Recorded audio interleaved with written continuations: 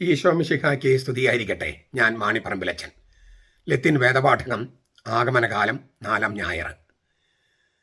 പാപം ചെയ്യാൻ പോലീസിൻ്റെ സഹായം വേണം. എന്തിങ്ങനെ പറയണേ? ഇന്ന് നമുക്ക് ധ്യാനിക്കാനായിട്ട് നൽകിയിരിക്കുന്നത് മത്തായിയുടെ സുവിശേഷം 1-ാമത്തെ അധ്യായം 18 മുതൽ 25 വരെ വാക്യങ്ങളാണ്. അതിൽ 21-ാമത്തെ വാക്യം, മാലഖ ജോസഫിനോട് പറയാണ്, അവളൊരു മകനെ പ്രസവിക്കും, മറിയം. അവൻ തൻ്റെ ജനത്തെ അവരുടെ പാപങ്ങൾ രക്ഷിക്കാൻ ഇരിക്കുന്നത് കൊണ്ട് നീ അവന് യേശു എന്ന് പേരിടണം. ഇതാണ് ആ വചനം. ആ വചനത്തെക്കുറിച്ചാണ് ഞാനിന്ന് നിങ്ങളുമായി പങ്കുവെക്കുന്നത്. അവൻ തൻ്റെ ജനത്തെ അവരുടെ പാപങ്ങളിൽ നിന്ന് രക്ഷിക്കാൻ ഇരിക്കുന്നത് കൊണ്ട് നീ അവന് യേശു എന്ന് പേരിടണം. എന്തുകൊണ്ടാണ് യേശു എന്ന പേര്? യേശു എന്ന പേര് മറ്റു പലർക്കും ഉണ്ടായിരുന്നു. ഈ ബറാബാസിൻ്റെ മുഴുവൻ പേര് ജീസസ് ബറാബാസ് എന്നാണ്. യേശു ബറാബാസ്. സീറാഖിൻ്റെ മകൻ യേശുവാണ് സഭാപ്രസംഗൻ എന്ന പ്രഭാഷകൻ എന്ന പുസ്തകം എഴുതിയിരിക്കുന്നത് പഴയ നിയമത്തിൽ. അപ്പം ഇങ്ങനെ യേശു എന്ന പേരുണ്ടായിരുന്നു. പക്ഷെ മറിയത്തിൻ്റെ കുഞ്ഞിന് യേശു എന്ന് പേരിടാൻ വേറൊരു കാരണമുണ്ട്. എന്താണ്? അവൻ, ഈ മറിയത്തിൻ്റെ മകൻ, തൻ്റെ ജനത്തെ അവരുടെ പാപങ്ങളിൽ നിന്ന് രക്ഷിക്കാനിരിക്കുന്നു. അതുകൊണ്ടാണ് യേശു എന്ന് പേരിടേണ്ടത്. യേശു, അതിൻ്റെ ഹീബ്രു യശുവ, ജോഷുവ എന്നൊക്കെ നമ്മൾ പറയും. യശുവ, യാഹ്വേ രക്ഷിക്കുന്നു, യാഹ്വേ രക്ഷ കൊണ്ടുവരുന്നു എന്നെല്ലാമാണ് വാക്ക്. എന്ത് രക്ഷയാണ് കൊണ്ടുവരുന്നത്? പാപങ്ങളിൽ നിന്ന് രക്ഷിക്കുന്നു. പാപങ്ങളിൽ നിന്ന്. സത്യം പറഞ്ഞാൽ ആദ്യം കേൾക്കുമ്പോൾ വളരെ നിരാശപ്പെടുത്തിയ ഒരു പ്രോജക്റ്റ് ആണല്ലോ ദൈവത്തിൻ്റേത് എന്ന് തോന്നിപ്പോകും. വളരെ നിരാശപ്പെടുന്ന ഒരു പ്രോജക്റ്റ്. ഇതാണോ പാപങ്ങളിൽ നിന്ന് മോചനമാണോ രക്ഷ കൊണ്ടുവരുന്നത്? അതെ, അത്രയേ ഉള്ളൂ. പ്രത്യേകിച്ചും ഈ വാർത്ത അറിയിക്കപ്പെടുന്ന ആ സന്ദർഭത്തിൽ ഗബ്രിയേൽ മാലാഖ ജോസഫിന് ആ വാർത്ത കൊടുക്കുന്ന സമയത്ത് അന്ന് ജോസഫ് അടക്കമുള്ള യഹൂദർ റോമക്കാരുടെ അടിമകളാണ്. അപ്പോൾ രാഷ്ട്രീയ സ്വാതന്ത്ര്യമില്ല, സാമ്പത്തിക സ്വാതന്ത്ര്യം കുറവ്, സാമൂഹിക സ്വാതന്ത്ര്യം കുറവ്, പിന്നെ എല്ലാ തരത്തിലും സാംസ്കാരിക സ്വാതന്ത്ര്യം കുറവ്. ഇപ്പം നമ്മൾ പറയുന്നില്ലേ, എന്താണ് ഫ്രീഡം ഓഫ് എക്സ്പ്രഷൻ, ആവിഷ്കാര സ്വാതന്ത്ര്യം, അതൊക്കെ വളരെ കുറവ്. കാരണം ഒരു വിദേശ അടിമത്തത്തിൽ കഴിയുമ്പോൾ ഒരുപാട് പ്രശ്നങ്ങളുണ്ട്. ഇപ്പം നമ്മുടെ പല മുസ്ലിം രാജ്യങ്ങളിലൊക്കെ അനുഭവിക്കുന്ന ഫ്രീഡം ഓഫ് എക്സ്പ്രഷൻ ഇല്ല. ദൈവം നിന്നായെന്നൊക്കെ പറഞ്ഞ് പെട്ടെന്ന് പ്രവാചകൻ നിന്നാന്ന് പറഞ്ഞ് പെട്ടെന്ന് കൊന്നുകളയും. 1000-ലേറെ പേരെയാണ് ഇറാനിൽ കഴിഞ്ഞ കൊല്ലം കൊന്നുകളഞ്ഞത്. ചെറിയ കുറ്റങ്ങൾക്ക് പോലും വലിയ ശിക്ഷ കൊടുക്കുകയാണ്. അപ്പം ഇങ്ങനെയൊക്കെ അടിമകളായിരിക്കുമ്പോൾ ഇങ്ങനെയുള്ള രാഷ്ട്രീയ സ്വാതന്ത്ര്യമില്ല, സാമ്പത്തിക സ്വാതന്ത്ര്യമില്ല, സാംസ്കാരിക സ്വാതന്ത്ര്യമില്ല, സാമൂഹിക സ്വാതന്ത്ര്യമില്ല, മതപരമായ സ്വാതന്ത്ര്യം കുറവ്. ഇങ്ങനെയെല്ലാം വരുമ്പോൾ സ്വാഭാവികമായിട്ടും പ്രതീക്ഷിക്കുന്ന വിമോചനം എന്ന് പറയുന്നത് ഒരു ഹോളിസ്റ്റിക് വിമോചനമാണ്. എല്ലാ തലങ്ങളിലുമുള്ള ഒരു വിമോചനം, രാഷ്ട്രീയമായിട്ടും സാമ്പത്തികമായിട്ടും. ഇതൊന്നും പറഞ്ഞിട്ടില്ല. ആകെ കൂടി പറഞ്ഞിരിക്കുന്നത് പാപങ്ങളിൽ നിന്ന് രക്ഷിക്കുമെന്നാണ്. അപ്പോൾ ഒരു തീർത്തും നിരാശപ്പെടുത്തിയ പ്രോജക്റ്റ് ആണോ എന്ന് സംശയിച്ചു പോകാം. അതേസമയം ഈ വചനത്തിൽ യേശു കൊണ്ടുവരുന്ന രക്ഷയുടെ പ്രകൃതം എന്താണെന്ന് ആദ്യ സൂചന നൽകുകയാണ്. അവൻ ജനത്തെ പാപങ്ങളിൽ നിന്ന് രക്ഷിക്കും. എന്താണ് യേശുവിൻ്റെ ആഗമനത്തിൻ്റെ, ഒന്നാമത്തെ ആഗമനത്തിൻ്റെ ലക്ഷ്യം? ഹെബ്രായ ലേഖനം 9-ാമത്തെ അധ്യായം 28-ാമത്തെ വാക്യം വളരെ മനോഹരമായിട്ട് ആവിഷ്കരിച്ചിട്ടുണ്ട്. ആദ്യം അവൻ വന്നു പാപത്തെ കൈകാര്യം ചെയ്യാൻ. ഇനി അവൻ വീണ്ടും വരും തന്നെ കാത്തിരിക്കുന്നവരെ രക്ഷിക്കാൻ വേണ്ടി. അപ്പോൾ രക്ഷയുടെ ഒരു പ്രോസസ്സ് ഉണ്ട്, ഒരു പ്രക്രിയയുണ്ട്. ആ പ്രക്രിയയിൽ ആദ്യത്തെ ഘടകമാണ് പാപങ്ങളിൽ നിന്ന് മോചിക്കുക. യേശുവിൻ്റെ ഒന്നാമത്തെ ആഗമനം, മനുഷ്യാവതാരം, ദൈവത്തിൻ്റെ മനുഷ്യാവതാരം പാപങ്ങളെ കൈകാര്യം ചെയ്യാനാണ്. ഈ പാപങ്ങളെ കൈകാര്യം ചെയ്തത് അവൻ കുരിശിൽ ബലിയർപ്പിച്ചുകൊണ്ടാണ്. തന്നെ ബലിയർപ്പിച്ച് നമുക്ക് നമ്മുടെ ശിക്ഷയായ പാപത്തിൻ്റെ മരണശിക്ഷയാണ്. ആ മരണശിക്ഷ നമ്മൾ മാറ്റി നിർത്തി. ഇതാണ് കുരിശിൽ നടന്നത്. അത് ഇന്ന് നടക്കുന്ന വേദിയാണ് കുമ്പസാരക്കൂട്. പാപത്തെ കൈകാര്യം ചെയ്യാണ്. അതായത് ഞാൻ ഉയർത്തപ്പെടുമ്പോൾ, കുരിശിൽ ഉയർത്തപ്പെടുമ്പോൾ എല്ലാ മനുഷ്യരും എന്നിലേക്ക് ആകർഷിക്കും. എങ്ങനെ ആകർഷിക്കുന്നത്? അവൻ കുരിശിൽ ഉയർത്തപ്പെടുമ്പോൾ ഈ ലോകത്തിൻ്റെ അധികാരി പുറന്തള്ളപ്പെടും. സകല മനുഷ്യരും എനിക്ക് ആകർഷിക്കും. യോഹന്നാൻ 12:32-33 വചനങ്ങൾ. അപ്പോൾ കർത്താവ് കുരിശിൽ ഉയർത്തപ്പെട്ടു. അപ്പോൾ നമ്മുടെ പാപങ്ങൾ മുഴുവൻ അവൻ തന്നിലേക്ക് തന്നെ അങ്ങ് എടുത്തു, അസ്യൂം ചെയ്തു. നമ്മുടെ പാപം അവൻ്റെ മേൽ വീണു. അപ്പോൾ നമ്മുടെ പാപം നിർമ്മാർജ്ജനം ചെയ്യപ്പെടുകയും നാം ശുദ്ധീകരിക്കപ്പെടുകയും ചെയ്യുന്നു. ഇതാണ് കുരിശിൽ സംഭവിച്ചത്. കുരിശിൽ സംഭവിച്ചത് ഇന്ന് സംഭവിക്കണ്ടേ? എങ്കിലും രക്ഷയാകുള്ളൂ. അക്കാലത്തെ ആളുകളുടെ മാത്രം രക്ഷയല്ലല്ലോ ഉദ്ദേശിക്കുന്നത്, തൻ്റെ ജനത്തെ പാപങ്ങൾ രക്ഷിക്കും. അപ്പോൾ കുരിശിൽ സംഭവിച്ച കാര്യം ഇപ്പോൾ നമ്മുടെ ജീവിതത്തിൽ സംഭവിക്കുന്നത് കുമ്പസാരക്കൂട്ടിലാണ്. ക്രിസ്തുവിൻ്റെ പൗരോഹിത്യത്തിലിരിക്കുന്ന വൈദികൻ നിങ്ങൾ ആരുടെ പാപങ്ങൾ മോചിക്കുന്നുവോ അവൻ മോചിക്കപ്പെടുമെന്നാണ് അപ്പോസ്തലന്മാരുടെ കർത്താവ് പറഞ്ഞത്. അങ്ങനെ പാപങ്ങൾ മോചിക്കാനുള്ള അധികാരവുമായിട്ടിരിക്കുന്ന ആ വൈദികൻ യേശുവിൻ്റെ പ്രതിനിധിയാണ്. യേശു എന്ന ആളിലാണ് ഇരിക്കുന്നത്. അപ്പം നമ്മുടെ പാപങ്ങൾ പറയുമ്പോൾ നമ്മുടെ പാപങ്ങൾ യേശുവിൻ്റെ മേലെ ഇടുകയാണ്. അവൻ കത്തുന്ന മുൾപ്പടർപ്പാണ്, കൃപാസനമാണ്. അതുകൊണ്ട് നമ്മുടെ പാപങ്ങൾ അവൻ്റെ മേൽ വീഴുമ്പോൾ അവൻ അശുദ്ധനാകുകയല്ല ചെയ്യുന്നത്, ആ പാപങ്ങൾ കത്തിപ്പോവുകയാണ്, ആ പാപങ്ങൾ ഉന്മൂലനം ചെയ്യപ്പെടുകയാണ്. പഴയ നിയമത്തിൽ പ്രായശ്ചിത്തം വാക്ക് ഉപയോഗിച്ചിരിക്കുന്നത് കഫർ എന്ന വാക്കാണ്. കഫർ പരിഹാരം എന്നൊക്കെ തർജ്ജമ ചെയ്യാറുണ്ട്. പ്രായശ്ചിത്തമാണ് കുറച്ചൊരു നല്ല വാക്ക്. കഫർ എന്ന് പറഞ്ഞാൽ ഇങ്ങനെ ഒരു ശീലയിടുക എന്നാണ്, അങ്ങനെ പാപം മറച്ചു പിടിക്കുക. ദൈവത്തിൻ്റെ കണ്ണിൽ നിന്ന് ദൈവം ഇങ്ങനെ പാപം മറച്ചു പിടിക്കുക. അതാണ് പഴയ നിയമത്തിൽ. ഈ പുതിയ നിയമത്തിൽ കഥാരിത്സോ എന്ന ഗ്രീക്ക് വാക്ക് ഉപയോഗിക്കുന്നത്. കഥാരിത്സോ അതെന്ന് വെച്ചാൽ ക്ലെൻസ് എന്നാണ്, പേർജ്, ശുദ്ധീകരിക്കുക. ഇങ്ങനെ ശീലയിട്ട് മറക്കുകയല്ല. പഴയ നിയമത്തിൽ മൃഗബലികൾ കൊണ്ട് പാപങ്ങൾ ദൈവത്തിൻ്റെ കണ്ണിൽ പെടാതിരിക്കാൻ ശീലയിട്ട് മറച്ചു എന്നൊരു സങ്കല്പമാണ്. ദൈവത്തെ അനുനയിപ്പിക്കാനുള്ള ഒരു ശ്രമം നടത്തുകയാണ്. ചിന്ത ഗംഭീരമായിരുന്നു, പക്ഷേ അത് സമർപ്പിക്കപ്പെട്ടത് മൃഗബലികളായതുകൊണ്ട് അത് അപര്യാപ്തമായിരുന്നു. അപ്പോഴും അവരുപയോഗിച്ച വാക്ക് കഫർ എന്നാണ്. കഫർ എന്ന് പറഞ്ഞാൽ ശീലയിട്ട് മൂടുക, മറച്ചു പിടിക്കുക, ദൈവത്തിൻ്റെ കണ്ണിൽ പെടാതെ മറച്ചു പിടിക്കാനുള്ള ഒരു ശ്രമം, ദൈവത്തെ അനുനയിപ്പിക്കാനുള്ള ശ്രമം. അതിനെയാണ് ഈ മൃഗബലികൾ പഴയ നിയമത്തിൽ ഉപയോഗിച്ചത്. പുതിയ നിയമത്തിൽ ദൈവവും മനുഷ്യനും പാപമില്ലാത്തവനായ ക്രിസ്തു തൻ്റെ ജീവൻ തന്നെ കൊടുത്തിട്ട് നമ്മുടെ മരണശിക്ഷയിൽ നിന്ന് നമ്മൾ മാറ്റി നിർത്തി. ഇതാണ് നമുക്ക് വേണ്ടി മരിച്ചു എന്ന് പറയുന്നതിൻ്റെ അർത്ഥം. അതാണ്. അങ്ങനെ ചെയ്തപ്പോൾ വെറുതെ നമ്മുടെ പാപങ്ങളെ മറച്ചു പിടിക്കുകയല്ല ചെയ്തത്, ശുദ്ധീകരിക്കുകയാണ്. കാരണം എന്താ? നമ്മുടെ പാപങ്ങൾ അവൻ തന്നിലേക്ക് തന്നെ അങ്ങ് എടുക്കുകയാണ്. ഇത് സംഭവിക്കുന്നതാണ് ഈ കുമ്പസാരക്കൂട്ടിൽ. പാപങ്ങളിൽ നിന്ന് രക്ഷിക്കുന്നത് ഇന്ന് കുമ്പസാരക്കൂട്ടിലാണ് മെയിനായിട്ട്. മറ്റു കൂതാശകളൊക്കെ ഉണ്ട്. അപ്പൊ ഇതാണ്, അവൻ വന്നു പാപത്തെ കൈകാര്യം ചെയ്യാൻ. ഇനി അവൻ വീണ്ടും വരും തന്നെ കാത്തിരിക്കുന്ന രക്ഷയ്ക്ക് വേണ്ടി. ഇതാണ് ഹെബ്രായ ലേഖനം 9:28 പറയണേ. അപ്പൊ രക്ഷ എന്ന് പറയുന്നതിൻ്റെ ആ പ്രക്രിയയിൽ ചില ഘടകങ്ങളുണ്ട്. ഒരു ഘടകമാണ് പാപങ്ങളിൽ നിന്ന് രക്ഷിക്കുക. മറ്റൊന്നാണ് രക്ഷപ്പെടുത്തുക എന്ന് പറഞ്ഞാൽ നിത്യജീവനിലേക്ക് നമ്മൾ എടുത്തു വയ്ക്കുക. ഇതിങ്ങനെ പ്രക്രിയയാണ്. ദൈവത്തിന് മാത്രമേ പാപങ്ങൾ മോചിക്കാൻ അധികാരമുള്ളൂ. അതുകൊണ്ടാണ് യേശു പാപം മോചിച്ചപ്പോൾ അവർ ദൈവനിന്ദയാന്നൊക്കെ പറഞ്ഞത്, ദൈവദൂഷണമെന്നൊക്കെ പറഞ്ഞത്. യേശു ദൈവം എന്ന കാര്യം അവർക്ക് ആ നേരത്തെ അറിയില്ലായിരിക്കാം, അല്ലെങ്കിൽ അറിഞ്ഞാലും അംഗീകരിക്കാൻ പ്രയാസം. അവരുടെ ദൈവചിന്തയിൽ ഇല്ലേ ഏക ദൈവമാണ്, അവിടെ 3 ആളുകൾ എന്നൊക്കെ പറഞ്ഞാൽ അവർക്ക് ചിന്തിക്കാൻ പോലും പറ്റാത്തൊരവസ്ഥ. അതായത് നമ്മൾ ചിന്തിക്കുന്ന പോലെ ആയിരിക്കണം ദൈവം എന്നാണ്. ദൈവം വെളിപ്പെടുത്തുന്ന പോലെ ദൈവം വേണമെന്നല്ല, നമ്മൾ ചിന്തിക്കുന്ന പോലെ ആയിരിക്കണം ദൈവം. ഇപ്പോഴും അങ്ങനെയാണ് നമ്മൾ വിചാരിക്കുന്നത്. നമ്മൾ വിചാരിക്കുന്ന പോലെ ദൈവം പ്രവർത്തിക്കണമെന്നാണ്. ദൈവം വെളിപ്പെടുത്തുന്നത് പോലെ സ്വീകരിക്കാൻ നമ്മൾ തയ്യാറല്ല. നമ്മൾ ദൈവം മനുഷ്യനുമായുള്ള ഒരു അവസ്ഥ നമുക്ക് എന്താണ്? ഞാൻ പറയുന്ന പോലെ ദൈവം ചെയ്യണം, ഞാൻ വിചാരിക്കുന്ന പോലെ ആയിരിക്കണം ദൈവം. അപ്പം നമ്മൾ ദൈവത്തിൻ്റെ സ്ഥാനത്ത് നിൽക്കുകയാണ്. ദൈവം നമ്മൾ അനുസരിക്കേണ്ട ഒരു അടിമയായിട്ടോ ദാസനായിട്ടോ ഭൃത്യനായിട്ടോ മാറുകയാണ്. അതുകൊണ്ട് അവൻ നമ്മൾ അനുസരിക്കാത്തത്. അങ്ങനെ ദൈവത്തിന് കഴിയില്ല. എന്നാൽ സ്നേഹത്തോടെ ആവുമ്പോൾ അവൻ എത്ര താഴാനും തയ്യാറാണ് താനും. അപ്പോൾ കൽപ്പിച്ചാൽ ശരിയാകില്ല. അപ്പം നമ്മൾ ദൈവത്തിൻ്റെ സ്ഥാനത്താകും, 1-ാം പ്രമാണത്തിന് എതിരാകും. അപ്പം അവൻ ചെയ്യില്ല. മറിച്ച് സ്നേഹത്തിൻ്റെ ഭാഷയാണെങ്കിലോ അവൻ അങ്ങേയറ്റം താഴും. കാരണം അവൻ ദൈവമായിട്ട് തന്നെ നിൽക്കുകയാണ്. താഴെ പോകുമ്പോഴും ഈ താഴ്മയിലും ദൈവമായി നിൽക്കുന്നു അവൻ. അപ്പോൾ ഞാൻ പറഞ്ഞു വന്നത്, ദൈവത്തിന് മാത്രമേ പാപങ്ങൾ മോചിക്കാൻ അധികാരമുള്ളൂ. യേശു പാപങ്ങൾ മോചിച്ചു, അതുകൊണ്ട് ദൈവമാണ്. അതാണ് പോയിന്റ്. ഈ പാപങ്ങൾ മോചിക്കുന്ന യേശു എന്ന ശിശു ദൈവമാണ് എന്ന് അവിടെ വെളിപ്പെടുത്തുകയാണ് ജോസഫിനോട്.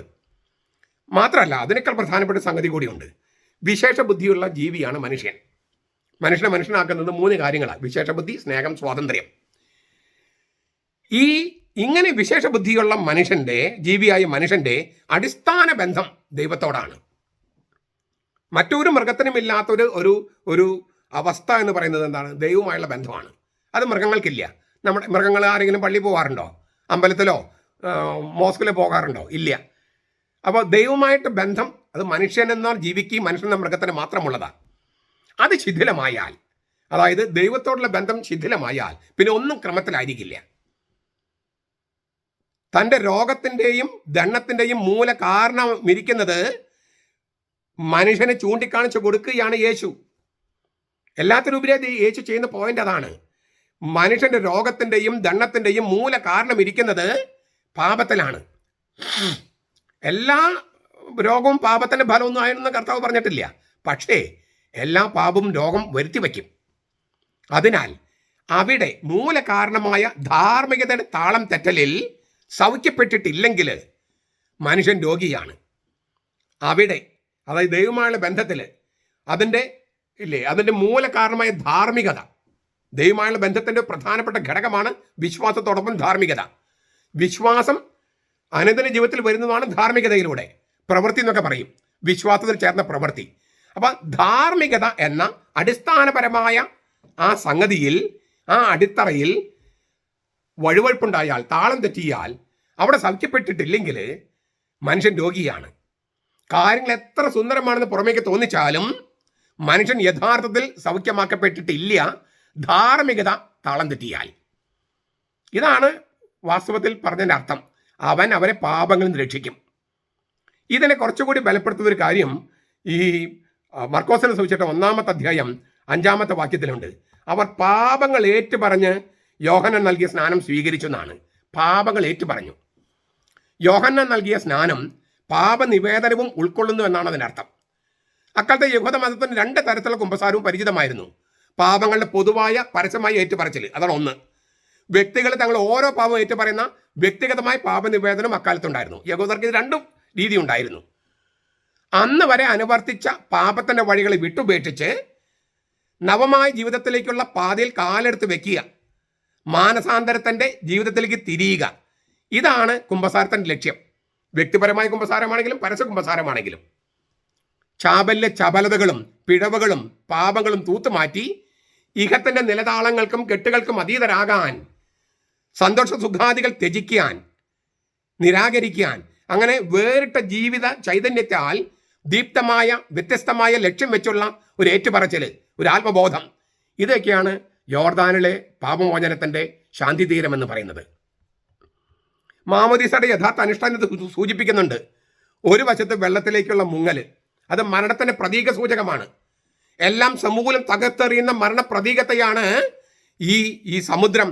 അതിന് ചെറിയ രൂപമാണ് ഈ ജോർദാൻ നദി. നമ്മുടെ പ്രളയം ഓർത്താൽ മതി. അതായത് ജീവന്റെ സകല കണികകൾക്കും ഭീഷണി.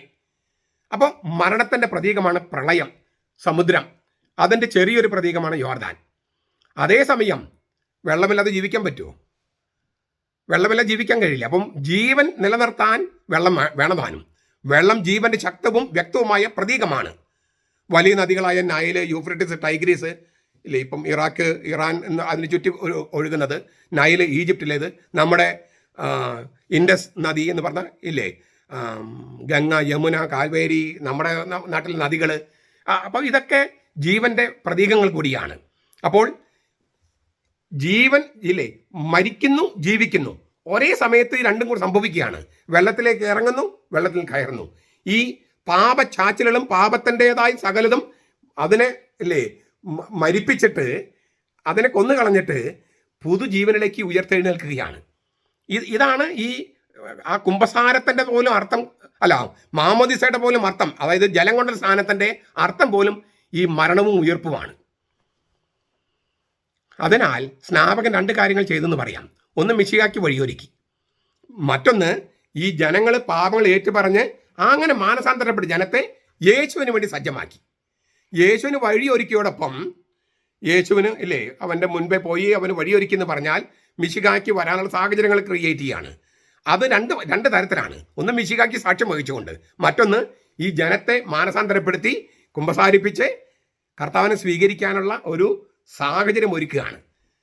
അപ്പോൾ ഒരുക്ക സ്നാനമാണ് സ്നാപകൻ്റേത്, ബാപ്റ്റിസം ഓഫ് പ്രിപ്പറേഷൻ. മിശിഹായ്ക്ക് സാക്ഷ്യം വഹിച്ചുകൊണ്ട് മിശിഹായെ അല്ലേ സ്വാഗതം ചെയ്തുകൊണ്ടുള്ള ഒരു ഒരുക്ക സ്നാനം, ജനത്തെ കുമ്പസാരിപ്പിച്ച് ഈ പാപങ്ങളൊക്കെ മാറ്റി മാനസാന്തരപ്പെടുത്തി ജനത്തെ സജ്ജമാക്കിയ ഒരു ഒരുക്കം. ഇങ്ങനെ 2 തരത്തിലുള്ള ഒരുക്കം ആണ് ഈ സ്നാപയോഹന്നാന്റെ സ്നാനം. ആ സ്നാനമല്ല നമ്മൾ സ്വീകരിക്കുന്നത്. നമ്മൾ സ്വീകരിക്കുന്നത് ആത്മസ്നാനമാണ്, പരിശുദ്ധാത്മാവിൻ്റെ. അതുകൊണ്ട് ഒരു പാപനിവേദനം ഒരു ആചാരമായിരുന്നു യോഹന്നാന്റെ കാര്യത്തിൽ. നമ്മുടെ കാര്യത്തിൽ ഇത് കൂദാശയാണ്, പരിശുദ്ധൻ്റെ പ്രവൃത്തിയാണ്. അവിടെ പാപങ്ങൾ ഏറ്റുപറയുന്നത് സന്നദ്ധതയാണ്. നമ്മൾ പാപങ്ങൾ ഏറ്റുപറയുമ്പോൾ നമ്മുടെ പാപങ്ങൾ എടുത്ത് മാറ്റപ്പെടുകയാണ്, യാഥാർത്ഥ്യമാകുകയാണ്. അവിടെ ഒരു സന്നദ്ധതയാണെങ്കിൽ നമ്മുടെ കാര്യത്തിൽ യാഥാർത്ഥ്യമാകുകയാണ് ഇത്.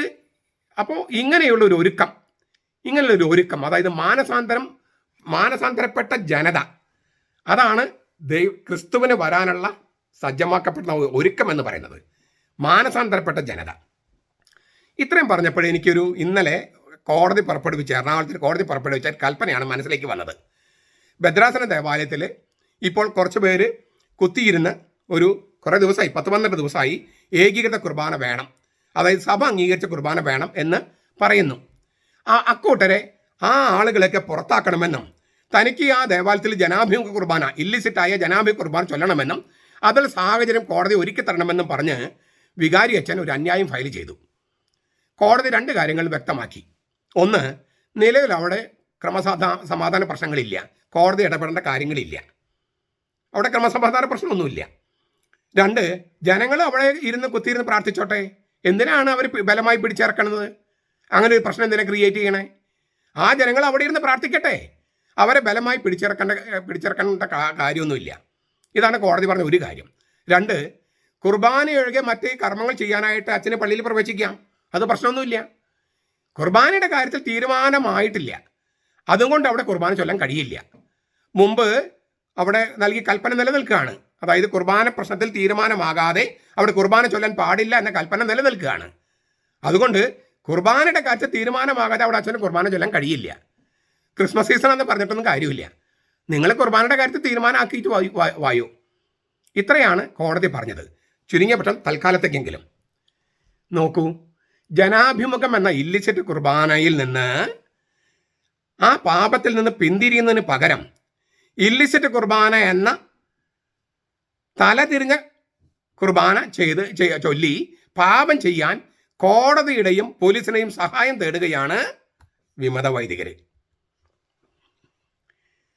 ഇല്ലിസിറ്റ് കുർബാനിൽ പിന്തിരിഞ്ഞ് മാനസാന്തരപ്പെട്ട് ഏകീകൃത കുർബാന ചൊല്ലി കർത്താവിനെ വെൽക്കം ചെയ്യേണ്ടതിന് പകരം ഇല്ലിസിറ്റ് കുർബാന ചൊല്ലാൻ, ആ പാപത്തിൽ തുടരാൻ കോടതിയുടെയും പോലീസിന്റെയും സഹായം വേണമെന്ന് ഈ കുർബാനയുടെ പരിശുദ്ധിയെക്കുറിച്ച് പഠിപ്പിക്കുന്ന ആളുകൾ തന്നെ ചോദിക്കുകയാണ്.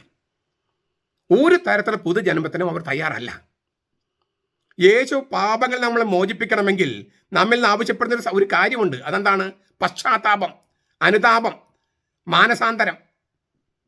അതില്ലാതെ യേശുവിൻ്റെ വാർത്ത നമുക്ക് സദ്വാർത്തയാകില്ല. യേശു നൽകിയ വിശേഷം സുവിശേഷമാകില്ല. ഇനി അതിനേക്കാൾ വലിയൊരു പ്രശ്നം കൂടിയുണ്ട്.